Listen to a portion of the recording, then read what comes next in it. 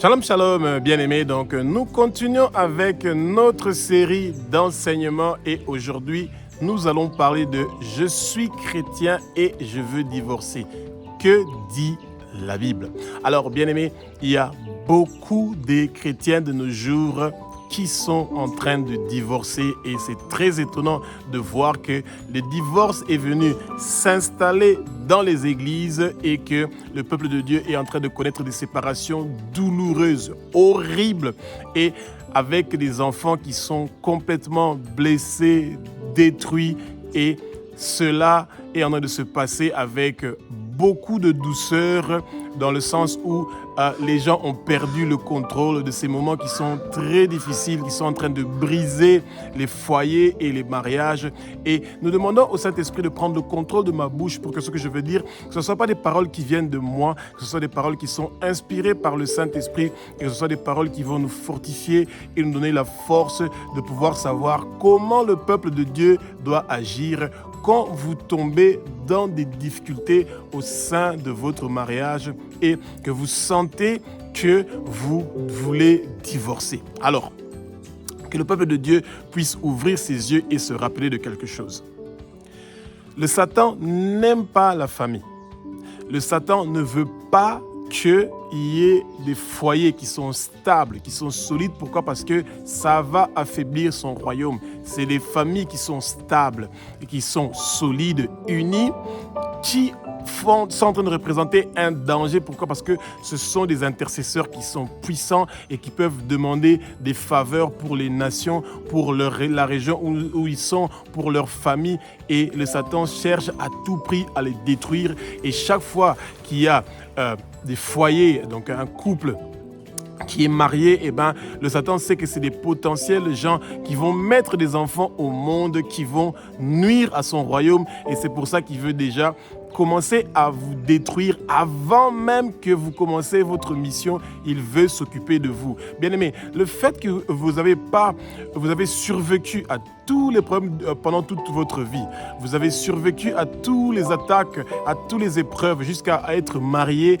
eh ben, c'est pas quelque chose de petit. Ça veut dire que le Seigneur a une grande mission pour vous et que ceux qui viennent vous donner ce qui s'appelle le mariage, vous devez le garder, le tenir avec deux mains et vous rassurer de prier pour ça tous les jours. On ne prie pas seulement pour le mariage, avant le mariage, mais on prie pour le mariage. Même quand on est dans le mariage, on continue à prier pour que ce mariage-là reste solide, que ça reste bien, que le divorce ne soit pas et jamais votre témoignage, ainsi que le témoignage de vos enfants, que la séparation, que la discordance, que les disputes, les indifférences ne soient pas votre témoignage au sein de votre mariage. Alors, le peuple doit d'abord comprendre c'est quoi le mariage. Alors, pour comprendre c'est quoi le mariage, vous devez absolument connaître le code civil du pays où vous résidez, où vous habitez.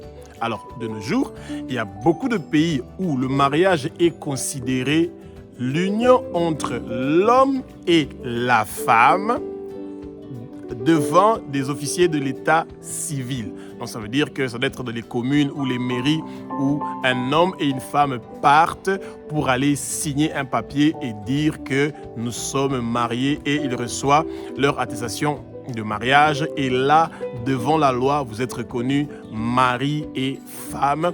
Et c'est très important que le peuple de Dieu doit se rappeler que c'est pour ça que la parole nous demande de respecter les autorités. Pourquoi? Parce que ce sont ces autorités-là, une fois que nous avons signé le papier devant les autorités, nous avons une alliance avec l'homme et la femme et l'État qui connaît cette alliance-là. Alors, dans le cas où votre pays dit que le mariage et que l'homme et la femme ont signé un papier officiel et qui leur donne des droits au cas où il y a un des deux partenaires qui est mort et que vous gardez certains droits, et ben c'est ça que le peuple de Dieu doit retenir dans la tête.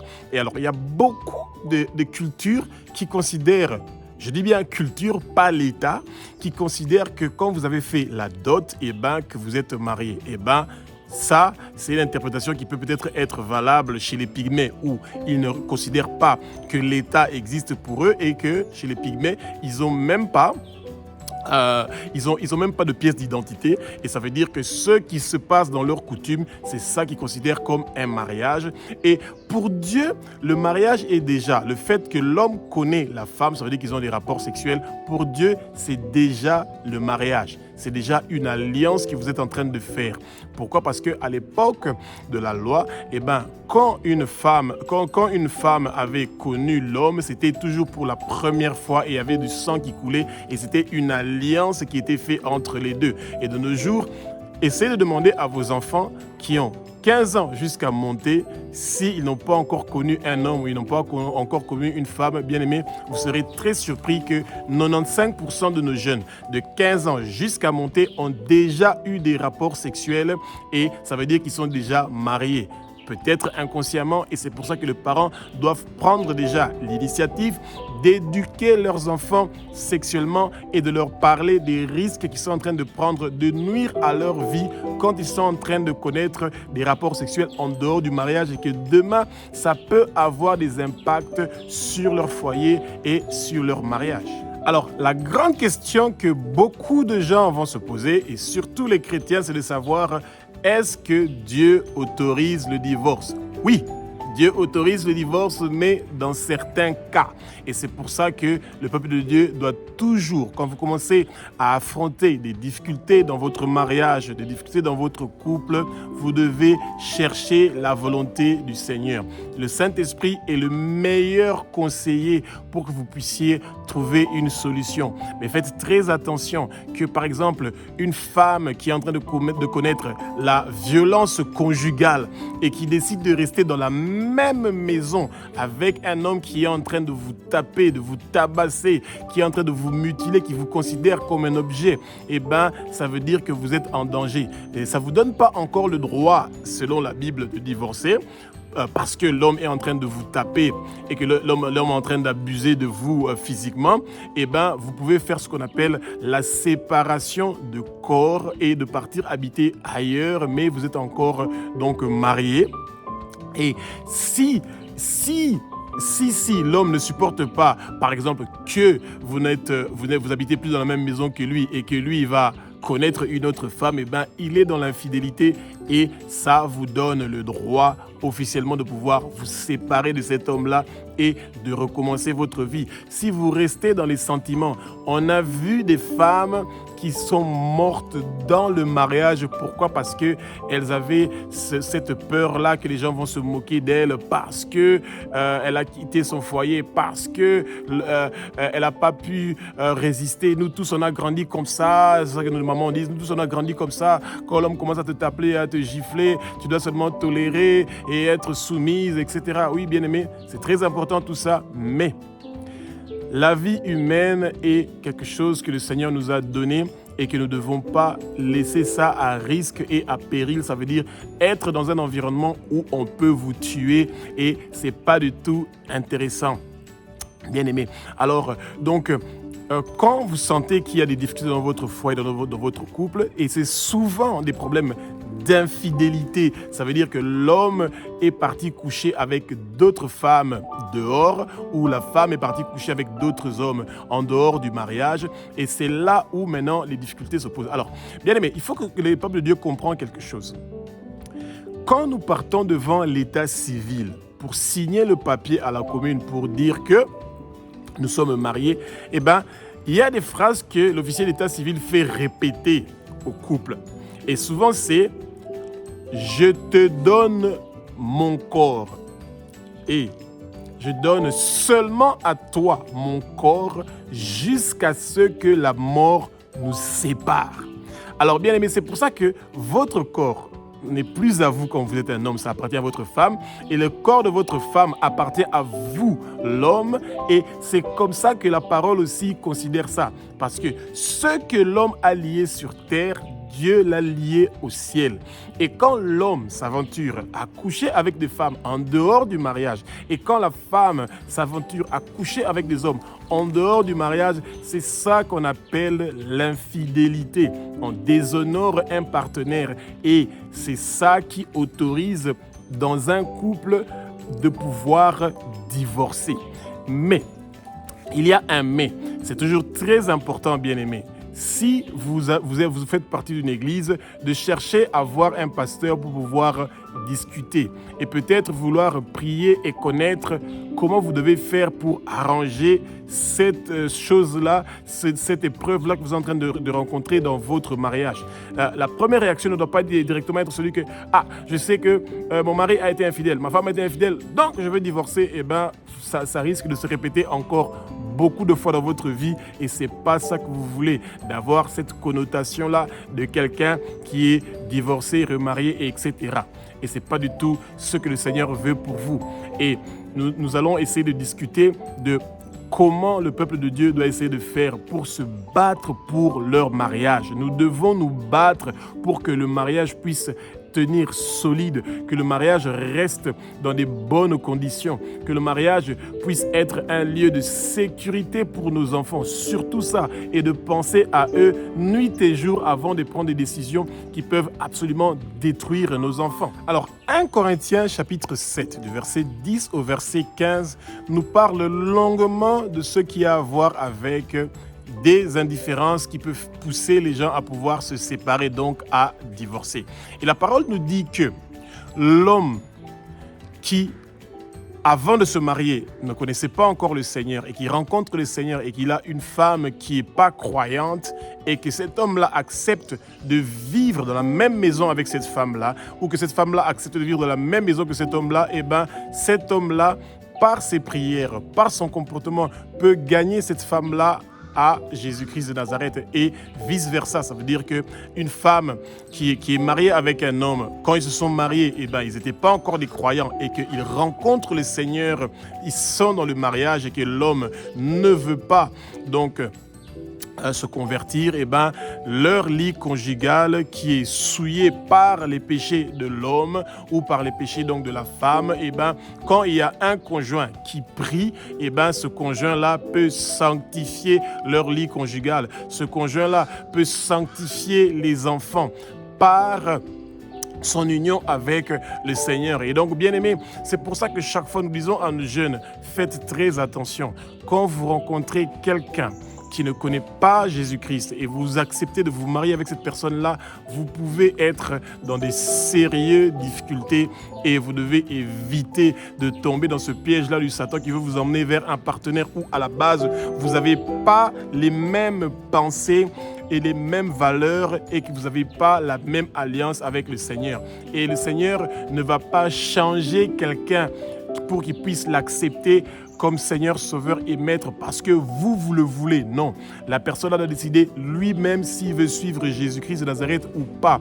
Et il peut arriver, par exemple, je vais vous donner un exemple, en Inde, et c'est des gens qui sont des fervents pratiquants de l'hindouisme et que par exemple la femme accepte Jésus-Christ de Nazareth comme Seigneur, Sauveur et Maître, que l'homme est un hindou et que les prières de la femme commencent à lui déranger, que cet homme-là répudie la femme, et ben c'est la porte de sortie. Quand c'est en dehors de l'infidélité, que nous avons déjà dit qui donne le droit au divorce, et ben quand c'est un des deux partenaires qui décide de divorcer et que vous êtes le chrétien, eh ben, ne soyez pas là en train de chercher à compliquer les choses parce que la société va se moquer de vous. Eh ben, c'est une porte de sortie que le Seigneur vous donne parce que le Seigneur dit que nous cherchons la paix. Nous voulons avoir la paix. Donc, quand il y a un conjoint qui est incroyant et qui demande le divorce, eh ben, vous pouvez vouloir vous battre pour rester dans ce mariage-là, mais rassurez-vous que vous allez avoir un moment très difficile et dans des extrêmes cas, eh ben, c'est peut-être mieux d'accepter ce divorce-là. Alors, 1 Corinthiens chapitre 13 nous parle longuement de l'amour. C'est un chapitre qui est merveilleux, que les chrétiens devraient lire régulièrement. Parce que le Seigneur a beaucoup de choses qu'il veut nous dire de l'amour. Et l'amour va au-delà de ses limites. Et quand vous aimez quelqu'un, et ça veut dire que vous êtes prêt à faire beaucoup de sacrifices. Et c'est pour ça que souvent, quand vous allez rencontrer des pasteurs parce que vous avez des problèmes dans votre couple, et ben, le 1 Corinthiens chapitre 13 va souvent venir dans votre discussion et on parlera de l'amour, on parlera du pardon. Et bien aimé, quand vous ne réussissez pas à pardonner, ça devient difficile de pouvoir aimer. Et bien ces deux choses vont de pair. Et le Seigneur n'écoute pas vos prières quand vous avez les difficultés ou vous refusez de pardonner l'autre. Et surtout que de nos jours, avant, pour pouvoir par exemple connaître, attraper quelqu'un qui était dans l'infidélité ou qui était dans l'adultère, on cherchait à rencontrer la femme et l'homme en train de commettre donc l'infidélité quelque part où les deux étaient ensemble et en train de commettre l'action. Vous voyez? Et donc, c'est là qu'on considérait qu'il y a l'adultère et que cet homme-là qu'on avait attrapé et cette femme-là qu'on avait attrapé, on les lapidait les deux. Vous voyez? Pourquoi? Parce que ils avaient commis l'adultère. Alors, de nos jours, c'est devenu vraiment trop simple. Et vous allez voir la phobie que beaucoup d'hommes ont à laisser leur téléphone, surtout les hommes, à laisser leur téléphone sur la table. Pourquoi? Parce que si leur femme regarde ce qu'il y a dans leur téléphone, elles peuvent facilement avoir une crise cardiaque qui va au-delà du divorce. Et c'est pour ça que quand il n'y a pas de transparence dans les foyers, dans les couples, dans les mariages, ça peut amener beaucoup de difficultés et des problèmes. Et que nos mamans puissent éviter le téléphone de leur mari, si je peux dire comme ça, ça peut les épargner beaucoup de chocs et beaucoup de crises parce que de nos jours, il y a beaucoup de gens qui sont en train d'envoyer leurs photos, qui sont en train d'envoyer des vidéos avec leur nudité, etc.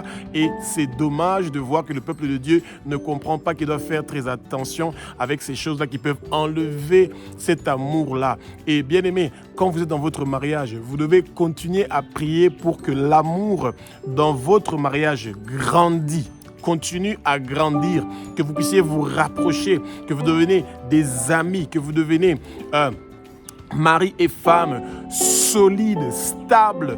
Et c'est des choses que vous devez prier pour ça tous les jours. Ça ne vient pas gratuitement comme les gens sont en train de le penser du tout. Vous priez pour ça. Vous priez pour l'amour, la stabilité, la confiance dans votre couple, dans votre mariage. C'est très important que le peuple de Dieu puisse comprendre ces choses-là. Et quand vous avez découvert des choses dans le téléphone de votre mari ou de votre femme, et la sagesse de parler avec cette personne-là et de lui dire que ce que vous avez vu ou ce que vous avez entendu, c'est pas des choses qui sont bien pour votre couple, votre mariage, et que vous devez faire attention que ces blessures-là qui viennent de commencer ne puissent pas grandir et occuper une grande place dans votre vie de tous les jours qui va vous empêcher de pouvoir prier et de pouvoir méditer la parole. Deutéronome chapitre 24 du verset 1 au verset 4 parle de la lettre de divorce. Bien aimé, il faut faire très attention. Nous sommes dans l'époque de la grâce. Et ce qui se trouve dans Deutéronome, c'est l'époque de la loi. Et il y a beaucoup de gens qui continuent à faire cette chose-là et qui écrivent une lettre. Oui, effectivement, on écrit une lettre pour dire que la femme vous a déshonoré. Et c'est pas la femme qui écrit une lettre à l'homme, non. C'est l'homme qui écrit une lettre à la femme et qui lui donne cette lettre-là pour dire que la femme l'a déshonoré et qu'il ne veut plus de cette femme-là. Ça veut dire que le divorce est consommé.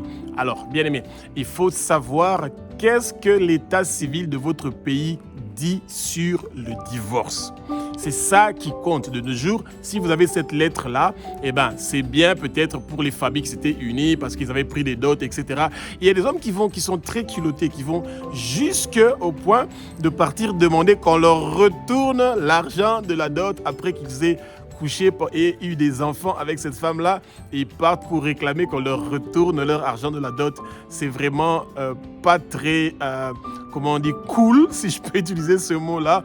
Et je pense que la femme n'a pas quelque chose qu'elle peut demander de retour pour tout le service qu'elle a rendu à l'homme. La femme, quand elle donne, quand elle fait des rapports sexuels avec l'homme, elle a donné tout ce qu'elle a. et ça n'a pas de prix et ça n'a pas de récompense. Et que l'homme, après qu'il ait écrit une lettre de divorce pour que la femme puisse partir vers sa famille et qu'il demande qu'on lui rembourse son divorce, sa dot, c'est vraiment quelque chose qui n'est pas du tout poli et respectueux de faire ça, parce que ça veut dire que vous avez considéré cette femme-là comme un objet, comme une chose, et c'est pas ça l'idée que surtout un chrétien devrait avoir. Et donc, faire recours à écrire une lettre à la femme devrait être la dernière recours que vous voulez. Ce que vous voulez, c'est être agréable à Dieu, et Dieu aime le mariage. Dieu aime le foyer. Dieu veut que vous ayez l'amour agapé. Combien de fois, vous, hommes, vous avez péché et que Dieu vous a pardonné? Combien de fois, vous, femmes, vous avez péché et que Dieu vous a pardonné? Et que Dieu veut que le pardon soit mutuel, que l'amour grandit dans nos mariages et que le divorce ne soit pas l'idée. Et que si vous voulez quand même divorcer, si l'un des deux conjoints a été infidèle, vous pouvez utiliser cette possibilité-là de pouvoir divorcer, mais c'est pas ça qui a été l'idée au commencement. Et c'est ça que Jésus avait dit, qu'au commencement, c'était pas ça l'idée, que l'homme pouvait divorcer avec la femme ou que la femme pouvait divorcer avec l'homme. C'est à cause de la dureté de nos cœurs qu'on veut absolument divorcer, et c'est pour ça que Moïse a parlé de la lettre de divorce qui se trouve dans Deutéronome chapitre 24 du verset 1 au verset 4. Et bien aimé, j'espère que vous avez appris quelque chose, et si vous avez des commentaires, vous pouvez toujours mettre ça dans les commentaires, et s'il y a un petit temps, on peut toujours vous répondre à certaines questions, et nous sommes très contents d'avoir partagé ces moments-là avec vous, et que nous savons que vous allez avoir la force et le courage de continuer à prier pour votre couple, pour votre mariage, pour votre famille, pour que vous soyez stable.